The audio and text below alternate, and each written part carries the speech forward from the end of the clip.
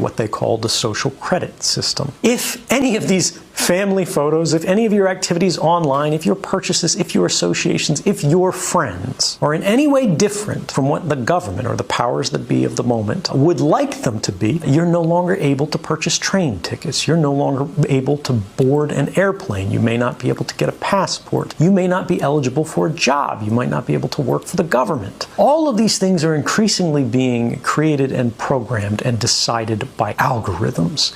And those algorithms are fueled by precisely the innocent data that our devices are creating all of the time, constantly, invisibly, quietly, right now. Our devices are casting all of these records that we do not see being created, that in aggregate seem very innocent. You were at Starbucks at this time. You went to the hospital afterwards. You spent a long time at the hospital. After you left the hospital, you made a phone call. You made a phone call to your mother. You talked to her until the middle of the night. The hospital was an oncology clinic. Even if you can't see the content of these communications, the activity records, what the government calls metadata, which they argue they do not need a warrant to collect, tells the whole story. And these activity records are being created and shared and collected and intercepted constantly by companies and governments. And ultimately it means as they sell these, as they trade these, as they make their businesses on the backs of these records, what they are selling is not information. What they are selling is us. They're selling our future. They're selling our past. They are selling our history, our identity,